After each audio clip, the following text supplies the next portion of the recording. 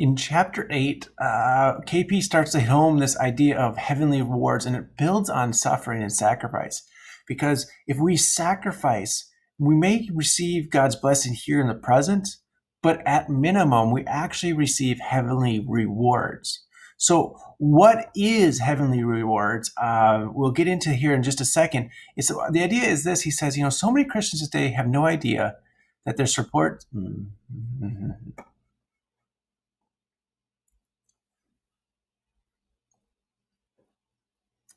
Okay, just building on chapter 7 really closely is this idea of heavenly rewards. And so, again, the idea is a sacrifice for future gain, whether it's, I want a better job, I want a higher paying career, I want a car, I want, go to the Olympics or eternity. So sacrificing for future gain is both normal and worth it. It's what we always do. We make sacrifices now for the future. And so it's totally worth it. And then KP kind of follows that up with this idea. He says, so many Christians today have no idea that their support is desperately needed. They have yet to realize the place of privilege the Lord has given them and what that can mean for world missions. And what he means by that is we have a privilege to have heavenly rewards.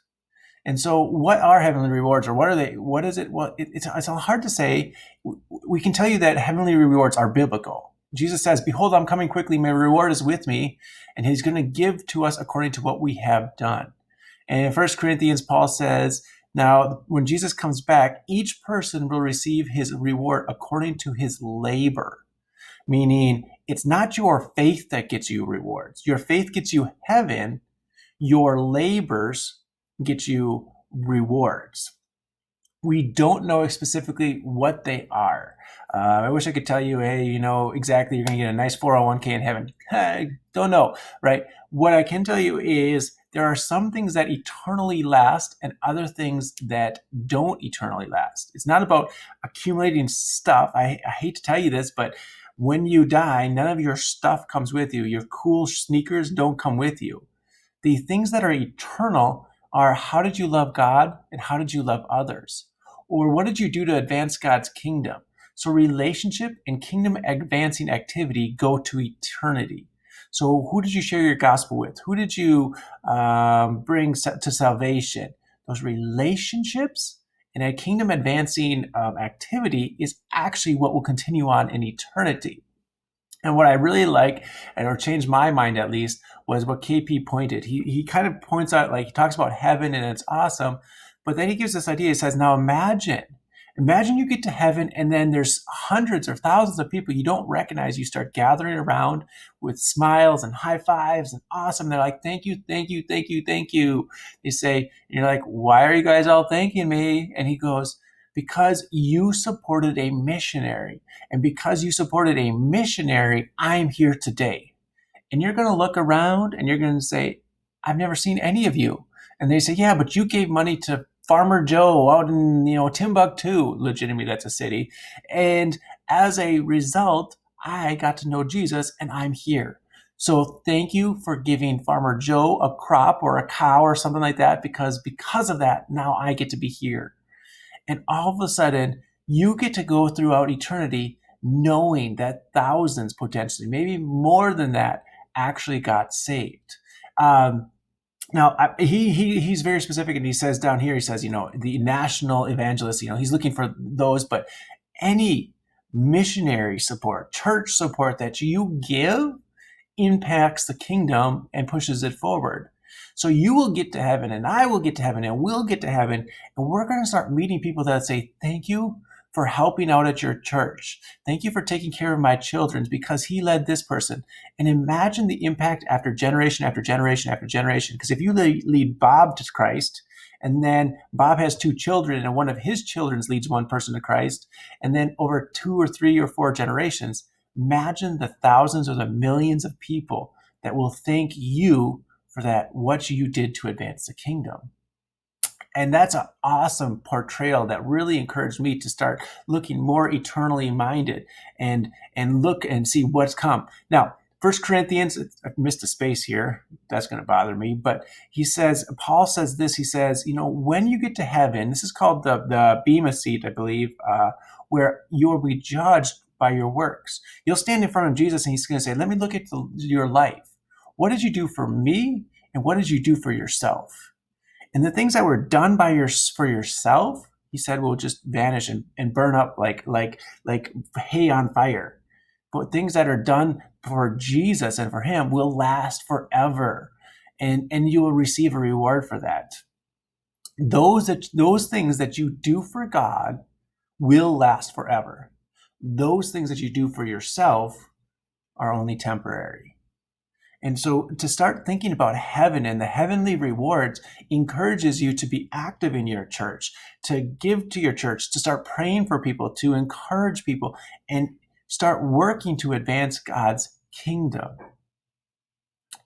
And then he challenges us this in chapter 9.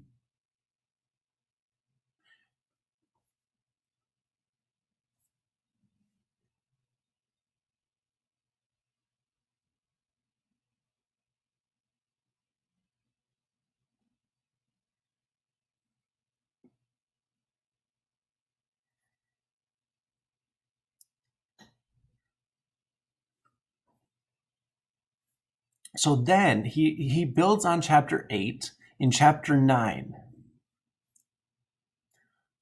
So KP in chapter 9 builds right upon chapter 8, and he goes on and he says, guys, we as U.S. citizens or wealthy individuals, God has given us a privilege. And with privilege comes responsibility. And he asks this question: what do you think is your minimal responsibility to the untold millions of lost and suffering people in our world? Like, we have privilege.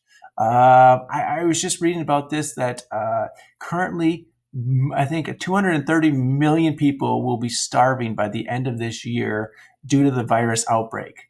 They're estimating that about 1 million people might starve to death as a result of the outbreak. Not the outbreak itself, but actually just starving because there's not enough food. And yet I also read that 1/4 to 1/2 of all food that United States citizens buy is thrown away. We throw away enough food, for example, that we could actually feed most of the world. And so he's challenging us. He's saying, hey, what is our responsibility to do with what God has put in our place? Now, I found this super fascinating. I did not know this, but can you guess the top yearly donors to the World Health Organization?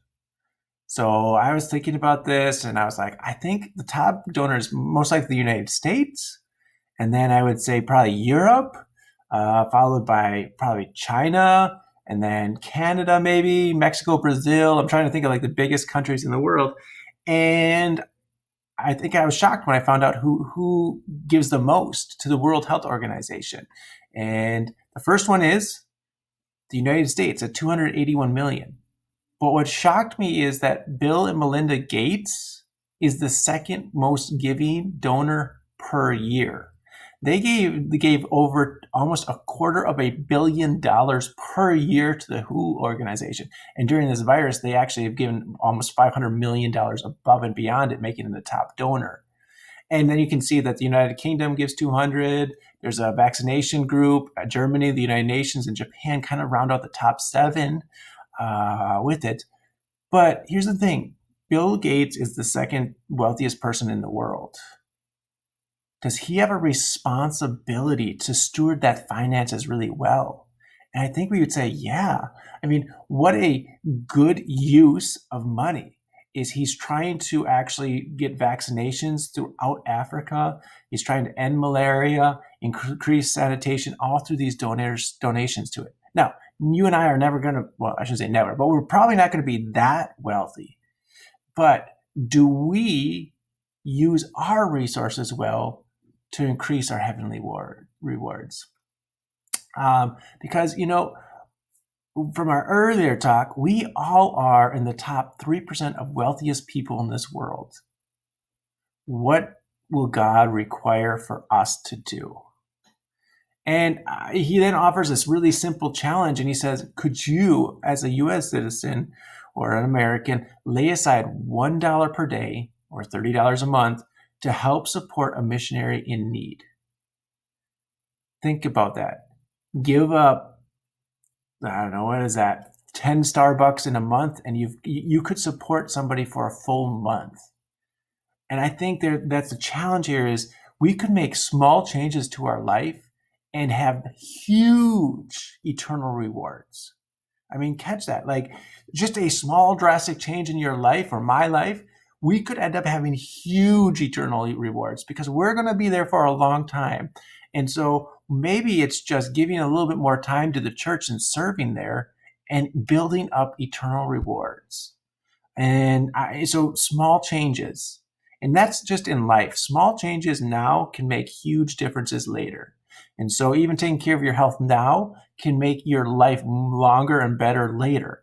So making those small changes now can change your long-term, short-term goals. And the end is, I want to be wealthy in heaven.